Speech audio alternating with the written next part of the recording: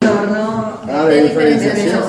Displasia renal linfantite con enfermedad renal poliquística. Exacto. La glomerulonefritis crónica. Riñón atrófico y superficie granular. Ah, La forma. La del infarto. La forma del infarto renal. Piramidal. Triangular. Yo puse.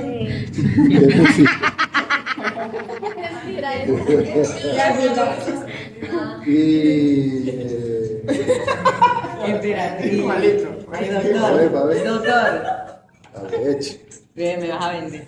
Hace reír. Hay una persona que se parece a usted aquí. No, ya le dijiste. Yo tengo varios hermanos. Doctor. Más. Uy, de verdad que la pelona se igualita.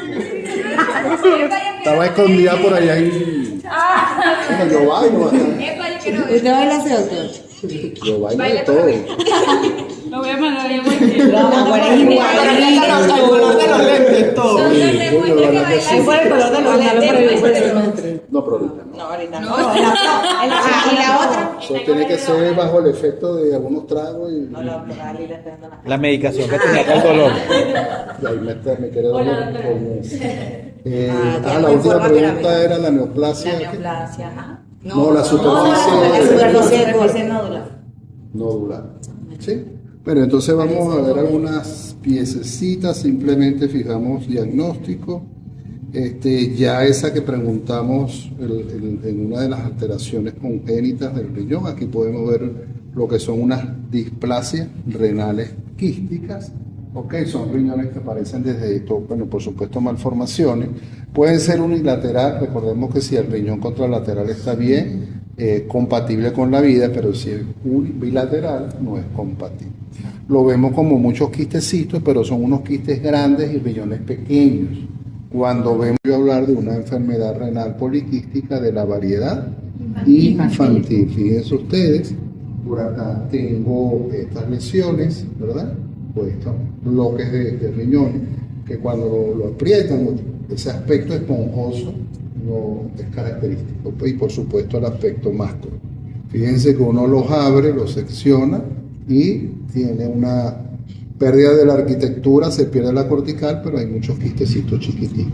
Riñón poliquístico de la variedad infantil. Bloque de riñón.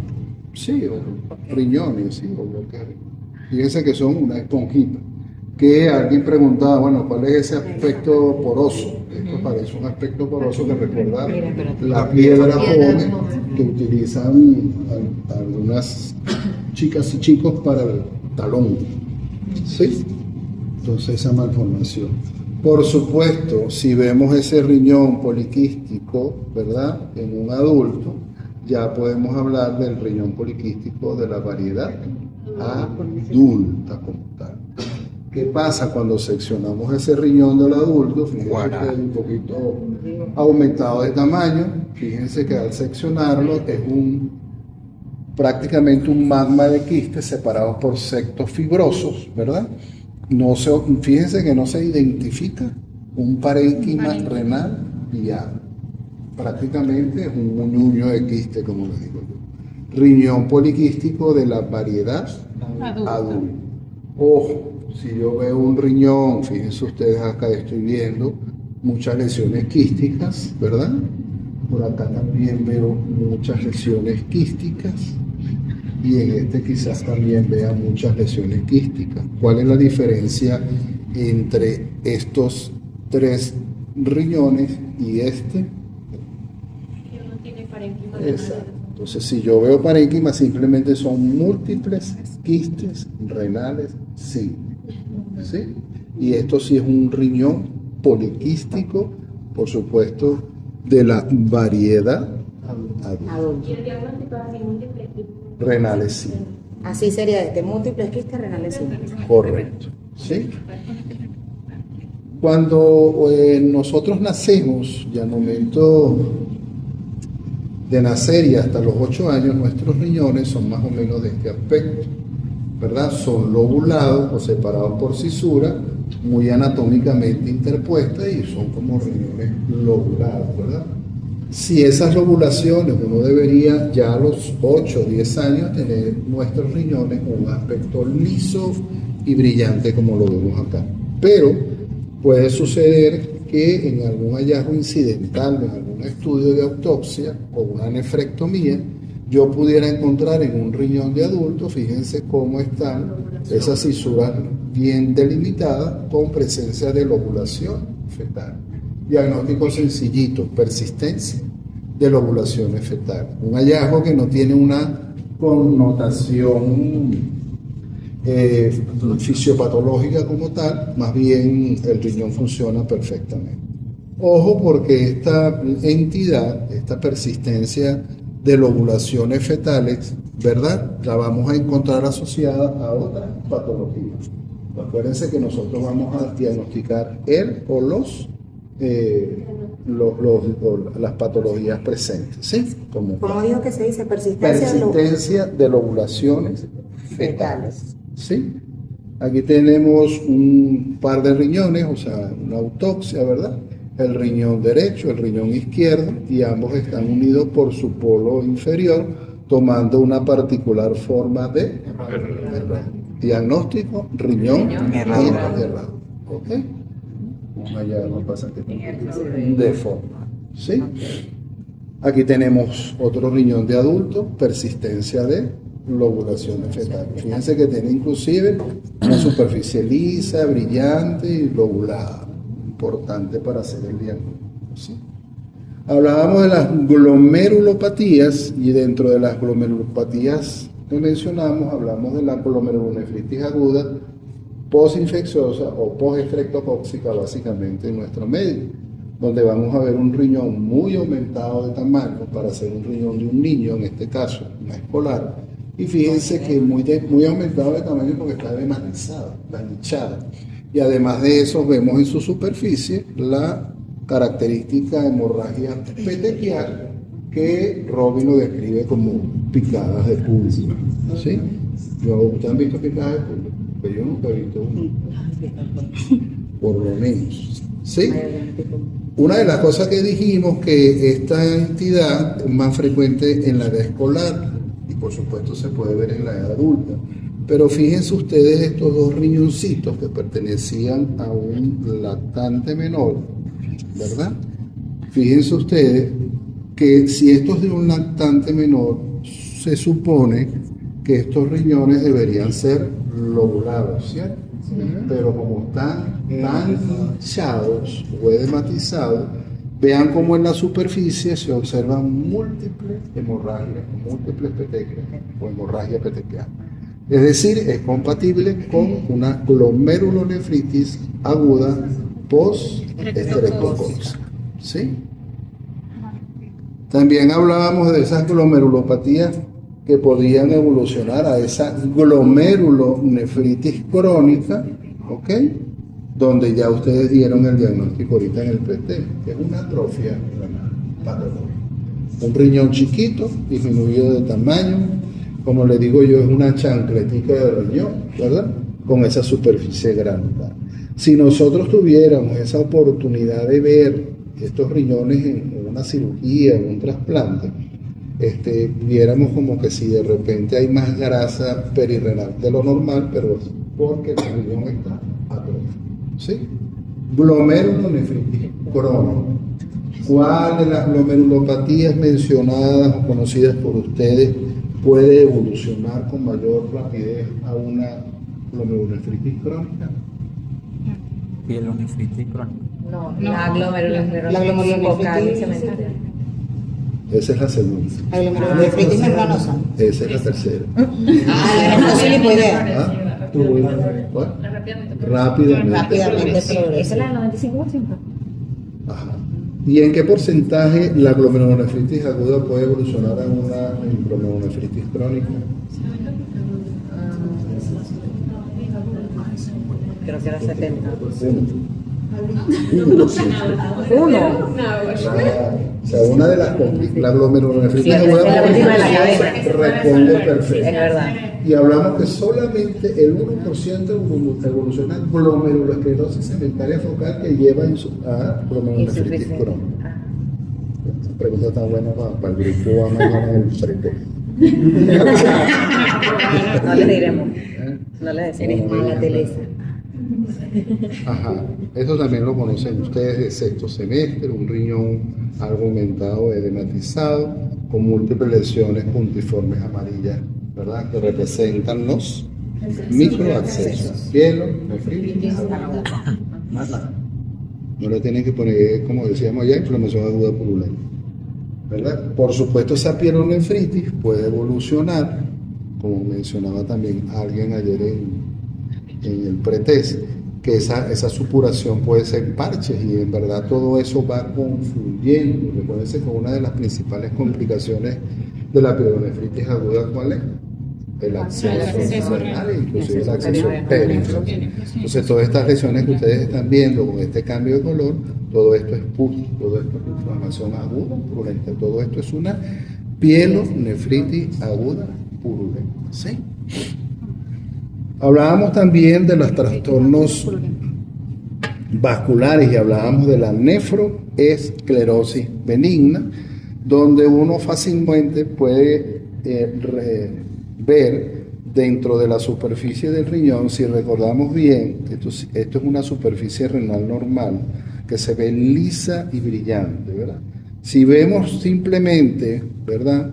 Vemos que esta superficie ya es como finamente granular, ¿lo ven? Ya es rugosita, pues. Vamos a ponerle esa connotación, una superficie rugosa.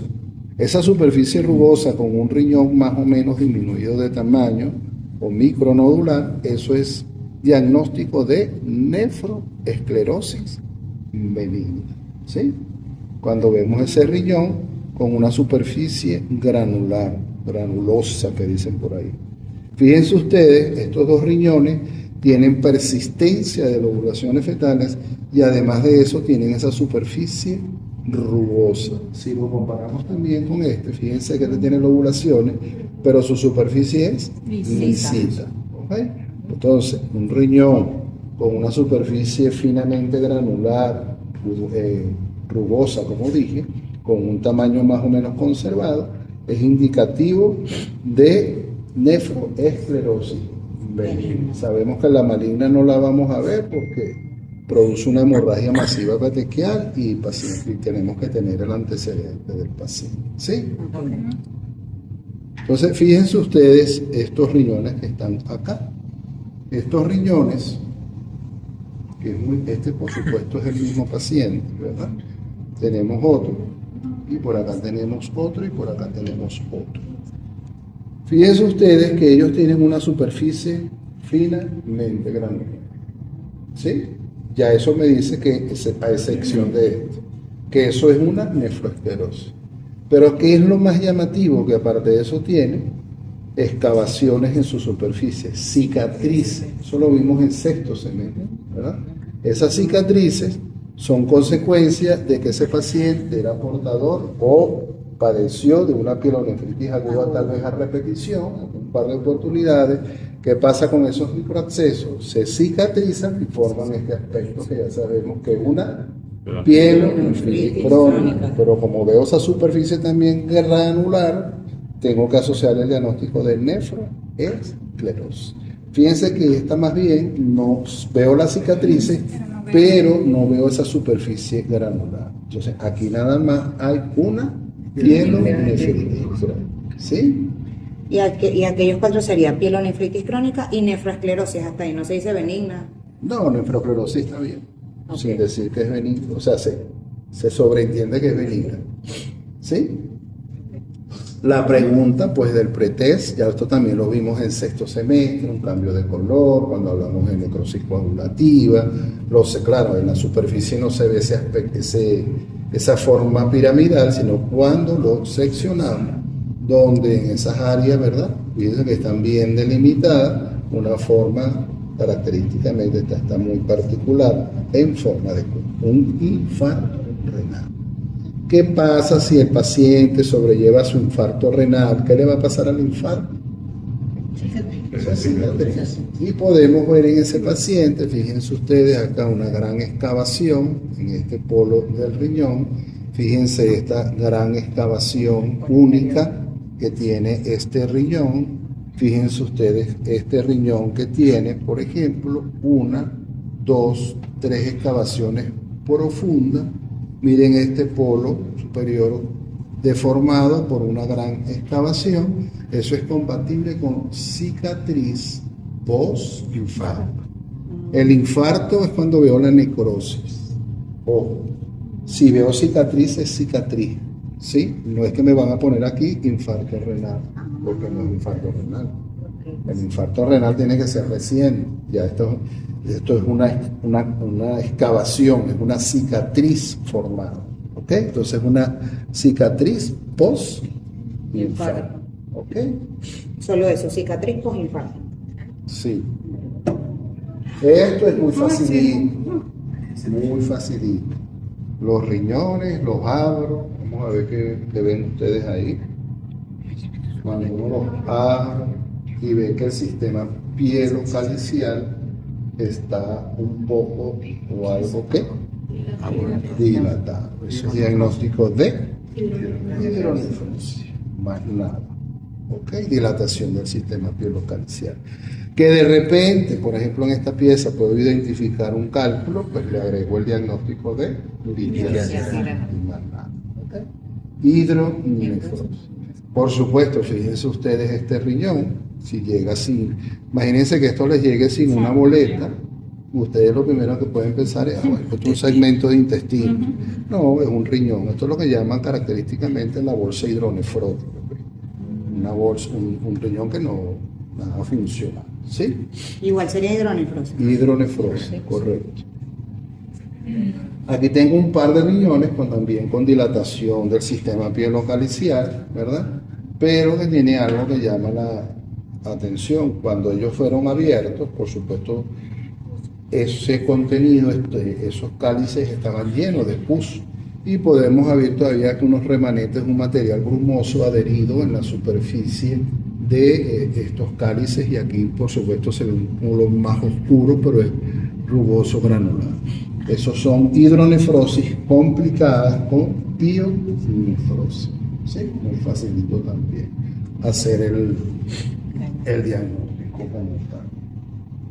Y por supuesto los tumores, bueno, esto también lo vimos en sexto semestre. Fíjense la superficie lisa y tiene 2 lesiones de aspecto quístico, son 2 quistes renales. Aquí hay uno que está espichado, ¿verdad? Fíjense que es un quiste renal. Miren la superficie del riñón, rugosa, granular, nefroesclerosis, y pueden ver que tiene persistencia de lobulaciones fetales. Tiene 3 diagnósticos. Aquí hay una hidronefrosis que no quedó por acá, ¿verdad? Y por supuesto también vimos, aquí tenemos otro quiste, 2 quistes, 1, 2, ya están también deteriorados. Y fíjense que hay persistencia de lobulaciones fetales. Son 3 diagnósticos. Aquí son 3, aquí son 2. ¿Sí? Y el tumor maligno más frecuente en la variedad, en el paciente adulto, dijimos que era el de célula clara. Carcinoma de células claras, que tiene este color muy particular, que es ese color amarillo, ¿verdad? Amarillo cremoso, a veces es amarillo ocre, pero que tiene, por supuesto, puede tener áreas extensas de hemorragia y necrosis. Porque es amarillo el carcinoma renal de células claras. Acumulación de glicógeno en su aquí vamos a colocar, por supuesto, muy fácil, carcinoma renal de células claras de la variedad sólida, ¿okay? O de aspecto sólido, porque existe el carcinoma renal multiloculado, quístico, ¿verdad? Como este que estamos viendo acá.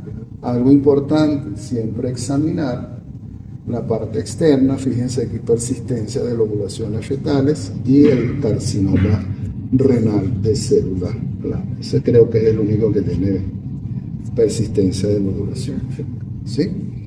Y este también, por supuesto, se puede ver, pero tiene una lesión en uno de sus polos que aparentemente, pero bueno, pero esto es una lesión quística, pero si notan, tiene áreas de color amarillento, áreas de carcinoma renal. Y así se ve el carcinoma renal multilocular o multiquístico. ¿Ok? ¿Por qué es importante mencionar esa variedad de crecimiento entre sólido y multilocular? Porque es de mejor pronóstico. ¿Ok? Ahí sería carcinoma renal multilocular. Carcinoma renal de células claras. No olviden células claras.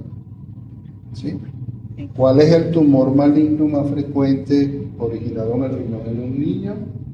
El nefroblastoma. Fíjense que lo que queda del riñón del bebé es lo que está aquí. Fíjense que tiene hasta lobulaciones fetales, ¿sí? Cuando lo secciono, prácticamente una masa maligna, pues con esas características que conocemos de sexto semestre. Completamente, 10% del riñón es lo que le quedó al bebé, ¿ok? Compatible con nefroblastoma o tumor de... También el riñón puede ser asiento, este es un niño. Cuidado. Sabiendo dónde están ubicadas las cosas. Fíjense, este es un niño, que era un niño de 10 años y tiene lesiones nodulares en su superficie. Este es un adulto que también tiene lesiones nodulares en su superficie.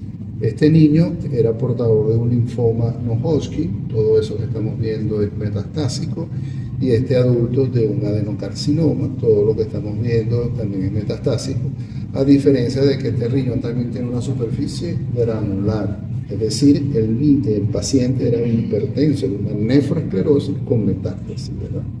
Y en este caso, las lobulaciones que aún se pudieran ver son normales en el bebé, ¿sí? Metástasis más nefroesclerosis, ¿ok? Ya esto lo dijimos también y lo preguntamos en el pretest.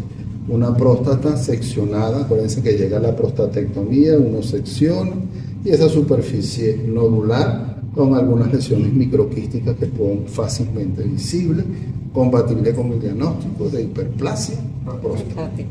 ¿Okay? Esto que tengo acá es un segmento de glande, ¿ok? Esto es una falectomía parcial, por supuesto seccionada transversalmente. Cuando la secciono, fíjense dónde está la uretra y aquí vemos una masa tumoral, inclusive de un aspecto arborescente en la uretra, ¿ok? Esto es compatible con un carcinoma, ¿verdad?, de células escamosas de glande, ¿ok? Importante. ¿Sí? Se dice así, carcinoma. Carcinoma de células escamosas. ¿Sí? Y todas estas piezas que tenemos acá son testículos, ¿ok? Fíjense acá, uno de tamaño moderado, el conducto, ¿cómo se llama? Se me olvidó el nombre. Deferente. No, pero este es el cordón espermático, perdón. ¿Sí?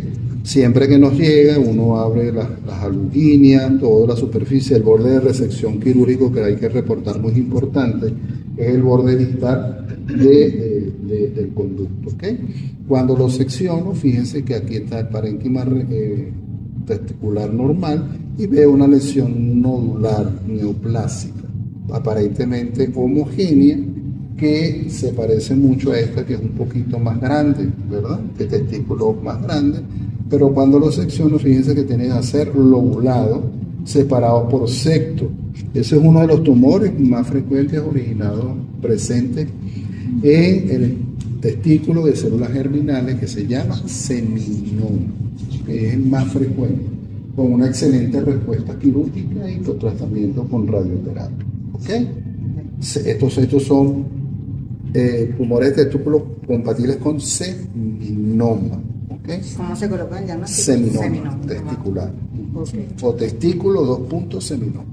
Y fíjense muy diferente también, no siempre revisa todo lo que tiene que ver el tamaño, la infiltración o no al parénquima, al cordón espermático, todo lo demás. Fíjense que este es totalmente diferente a este. Este es heterogéneo, feo, con necrosis, con hemorragia. Esto lo hace mucho el tumor del seno endodérmico o el carcinoma embrionario, que son los más frecuentes. De ellos dos, el más frecuente es seno endodérmico. El carcinoma embrionario, menos frecuente. Compatible. Fíjense ustedes, todo el parénquima invadido, infiltrado por una neoplasia más fea todavía, pero que llama la atención algo. Tiene como unas lesiones perladas, ¿lo ven? Como si fuera refringente a la luz. Todas esas nodulitas que estamos viendo, eso es cartílago y el limbo. ¿Qué tumor conocen ustedes que pudiera tener componentes mesodérmicos, ectodérmicos y endodérmicos? El teratoma. Esto es un teratoma. Acuérdense que el teratoma en el hombre se diagnostica como teratoma prepuber y postpuber. Si es postpuber, es maligno hasta que se demuestre lo contrario. Compatible con teratoma. Sí, postpuberal. Completamente maligno. Entonces, estas son las piezas que vamos a ver que vimos ya en la práctica y que vamos a usar para la evaluación. Muy sencillo. Don, disculpe, a mí me quedó una duda de los tres diagnósticos de esto, ¿verdad? Nefroesclerosis por superficie granular. Bueno, queda más bien la pared del quiste todavía ahí conservada, quiste simple renal, y las lobulaciones fetales que las podemos ver divididas por esas hendiduras que estás viendo aquí. ¿Sí? ¿Alguna pregunta? Doctora, aquí usted dijo metástasis. Metástasis. Solo metástasis. Hay que poner igual en ese la pieza, 2 puntos. Riñón, 2 2 puntos. puntos menos. Y aquí dijo metástasis más lo Ahí hay menos. nefroesclerosis. Nefroesclerosis.